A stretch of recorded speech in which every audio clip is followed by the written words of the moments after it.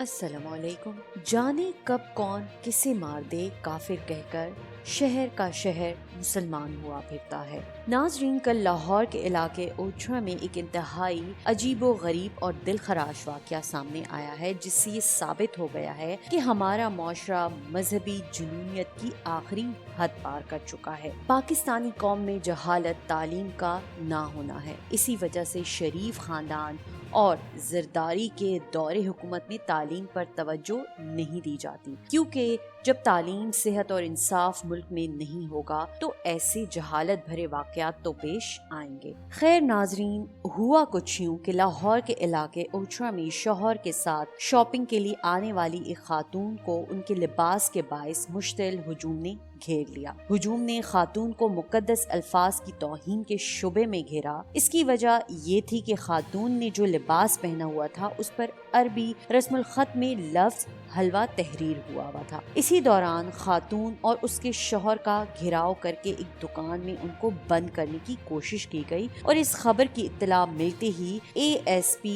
گلبرگ شہر بانو نقوی فوری طور پر موقع پر پہنچی اور اپنی جان پر کھیل کر خاتون کو اس مشتعل گھیراؤ سے بچا لیا۔ تو ناظرین، ہماری قوم کی جہالت کی انتہا دیکھیں کہ ایک عربی لفظ حلوہ کو قرآنی آیات سمجھ کر ایک بڑے سانحے کے قریب تھے، یعنی کہ اس عورت کو قتل کرنے کے در پر تھے۔ ناظرین، یہ لباس ایک عربی برانڈ شالک ریاض کا ہے۔ ہمیں جذباتی ہونے کی بجائے اپنی تعلیم پر فوکس کرنا چاہیے۔ عربی میں حلوہ کا مطلب میٹھا یعنی کہ سویٹ ہے، اور عرب کے لوگ اس لفظ کا استعمال کسی کی خوبصورت بات یا تعریف کے طور پر استعمال کرتے ہیں۔ ناظرین، اس واقعے پر تو ایک لطیفہ یاد آ گیا کہ ایک پاکستانی شخص پہلی مرتبہ سعودی عرب گیا، ایک دیوار پر عربی لکھی تھی تو ادب سے بے اختیار چومنے لگا، تو پھر کسی نے اس کی گردن پر چپیڑ مار کر اسے بتایا کہ الو اس کا ترجمہ ہے بیت الخلا۔ ان جاہل لوگوں کو یہ پتہ ہی نہیں تھا کہ یہ الفاظ قرآن پاک کی آیات ہیں بھی یا نہیں۔ ناظرین، مزے کی بات یہ کہ یہ واقعہ پنجاب میں پیش آیا، اور جن لوگوں نے اس خاتون کا گھیراؤ کیا یہ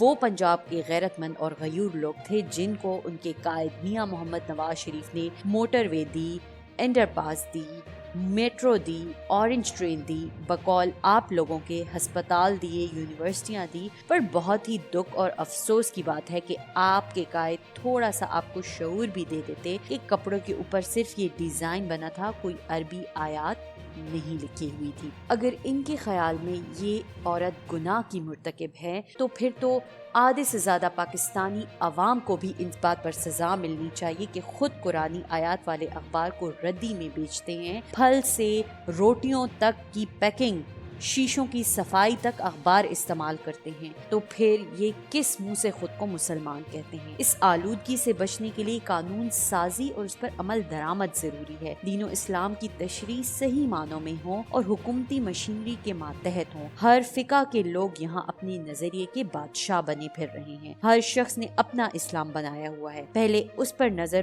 ڈالیں تو پھر ہی اس جہالت کا خاتمہ ہو سکتا ہے۔